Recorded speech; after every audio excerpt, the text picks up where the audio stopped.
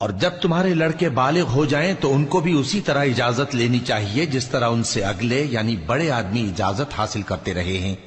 اس طرح اللہ تم سے اپنی آیتیں کھول کھول کر بیان فرماتا ہے، اور اللہ جاننے والا ہے، حکمت والا ہے۔ اور بڑی عمر کی عورتیں جن کو نکاح کی توقع نہیں رہی اور وہ زائد کپڑے اتار کر سر ننگا کر لیا کریں تو ان پر کچھ گناہ نہیں، بشرطے کہ اپنی زینت کی چیزیں نہ ظاہر کریں،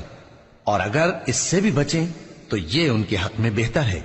اور اللہ سنتا ہے، جانتا ہے۔ نہ تو اندھے پر کچھ گناہ ہے اور نہ لنگڑے پر اور نہ بیمار پر اور نہ خود تم پر کہ اپنے گھروں سے کھانا کھاؤ، یا اپنے باپ دادا کے گھروں سے، یا اپنی ماؤں کے گھروں سے، یا بھائیوں کے گھروں سے، یا اپنی بہنوں کے گھروں سے، یا اپنے چچاؤں کے گھروں سے، یا اپنی پھوپھیوں کے گھروں سے، یا اپنے ماموؤں کے گھروں سے، یا اپنی خالاؤں کے گھروں سے، یا اس گھر سے جس کی کنجیاں تمہارے ہاتھ میں ہوں، یا اپنے دوستوں کے گھروں سے۔ اور اس کا بھی تم پر کچھ گناہ نہیں کہ سب مل کر کھانا کھاؤ یا جدا جدا۔ پھر جب گھروں میں جایا کرو تو اپنے گھر والوں کو سلام کیا کرو،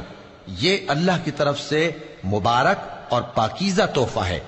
اس طرح اللہ اپنی آیتیں کھول کھول کر بیان فرماتا ہے تاکہ تم سمجھو۔ مومن تو وہ ہیں جو اللہ پر اور اس کے رسول پر ایمان لائے، اور جب کبھی ایسے کام کے لیے جو جمع ہو کر کرنے کا ہو پیغمبر کے پاس جمع ہوں تو ان سے اجازت لیے بغیر چلے نہیں جاتے۔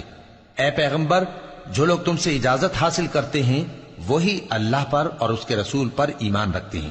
سو جب یہ لوگ تم سے کسی کام کے لیے اجازت مانگا کریں تو ان میں سے جسے چاہا کرو اجازت دے دیا کرو،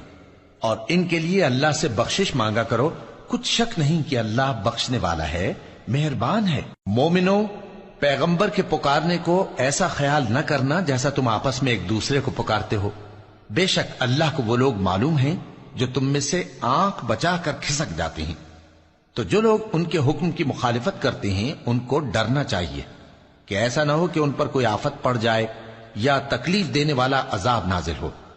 دیکھو، جو کچھ آسمانوں اور زمین میں ہے سب اللہ ہی کا ہے، جس طریق پر تم ہو وہ اسے جانتا ہے، اور جس روز لوگ اس کی طرف لوٹائے جائیں گے تو جو عمل وہ کرتے رہے وہ ان کو بتا دے گا،